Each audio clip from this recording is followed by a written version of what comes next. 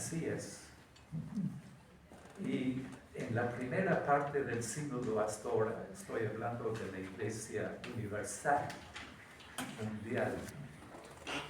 No solamente la palabra del pueblo de Dios, sino el grito del pueblo de Dios es denunciar la existencia de una iglesia clerical. Escojo la palabra denunciar, es mía, se no figura en ningún documento, pero está dicho tantas veces, de tantas maneras, en tantos continentes, de que es eso, pues. Entonces, he ahí la importancia del sínodo.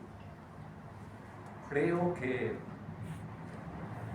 en la marcha de la iglesia, en el Perú y en cualquier otro país también, la gente más o menos se da cuenta, las personas que se enteran de estas cosas en la misa, alguito. Por eso que digo que estamos en el comienzo de algo, que es a la vez muy urgente y que también, como tantas cosas importantes, va a demorar.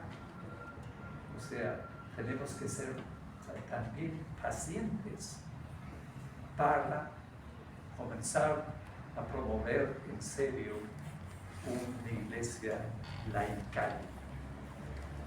Yo siempre subrayo una cita del Papa, muy importante y muy repetida por parte de él, de que la iglesia necesita una nueva cultura. Ustedes saben que es mucho más fácil que la iglesia haga decisiones, o sea, inclusive promueve normas, pone las cosas oficiales por escrito, pero es tremendamente más difícil cambiar culturas, maneras de ser, maneras de pensar, maneras que están muy dentro en el mismo inconsciente, cosas muy históricas en la vida de un pueblo, y así es también en el pueblo de Dios. Y el Papa dice muy sencillamente, la iglesia necesita una nueva cultura marcadamente laical. Marcadamente laical. Bien. O sea, no hay vuelta que darle por dónde va el asunto. Entonces la iglesia trata de recuperar lo que el Vaticano II dijo hace 60 años ahora, que el laicado es sumamente importante. El mismo concepto del pueblo de Dios que abarca el conjunto de la Iglesia Católica y no solamente 0.00001 de la población de la Iglesia que somos los curas. Entonces, ahí está. Una iglesia marcadamente laical. Y la cosa es complicado, pues, porque los curas, los sacerdotes hasta hoy en día, por el hecho de que no han cambiado casi nada en los seminarios, no estamos preparados ni nos sentimos cómodos con toda la implicancia de una propuesta de iglesia laical.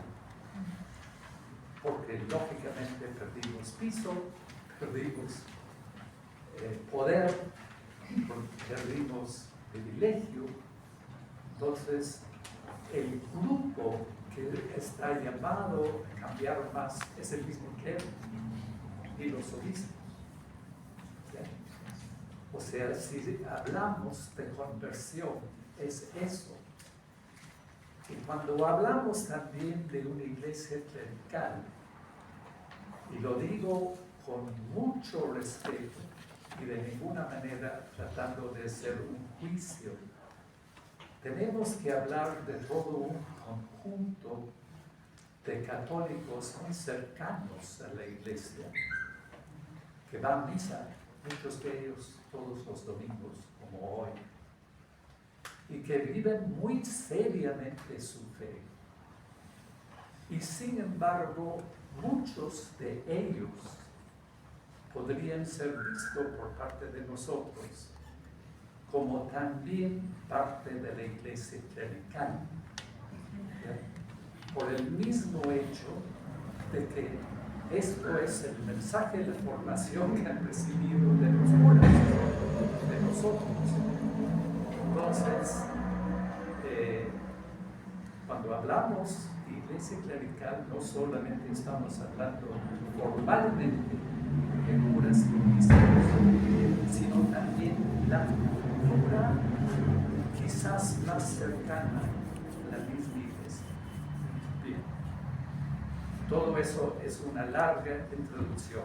Voy a ser muy breve, entonces ahora estamos en la gente que tiene una hoja y una mano. Aquí he puesto 3 textos para conversar. De repente no vamos a tener el tiempo ahora, pero quizás abrimos por lo menos la conversación. El evangelio que habla más del Espíritu Santo por lejos es el evangelio de Juan. Casi una tercera parte de su escrito en el Nuevo Testamento es sobre el Espíritu Santo, parte final, comenzando en el capítulo 13 hasta lo final, hasta la resurrección, el texto de hoy día, cuando Jesús aparece a los apóstoles y dice: no se asusten, la paz con ustedes, reciban el Espíritu Santo. ¿Ya? Bueno, entonces, Juan, estoy hablando del autor ahora del Evangelio, es el Evangelio más tardío de los 4. ¿Ya? Marcos es el primero, que se presenta alrededor del año 60, o sea, 30 años antes de la muerte y resurrección de Jesús, y luego los 2 más sinópticos, Mateo y Lucas, algunos años después.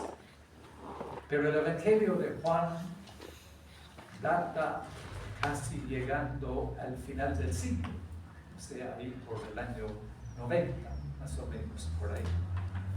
De tal manera de que han pasado algunas generaciones de primeras cristianas, de primeras comunidades, además de la expansión de la fe en el mundo griego de aquel entonces.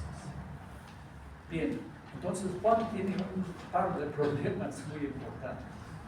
Primero es que en el tiempo casi de los otros sinópticos evangelios, se pensaba de que la segunda llegada de Jesús iba a ser pronto.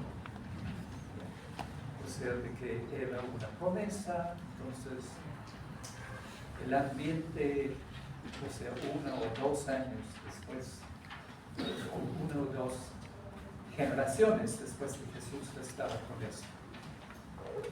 Pero de acuerdo a que iba pasando el tiempo, gente como Pablo, por ejemplo, comenzó a pelear con el asunto de que Jesús estaba demorando y de que tenemos que hablar mucho más en serio y aprender cómo ser cristianos en una historia abierta, donde no sabemos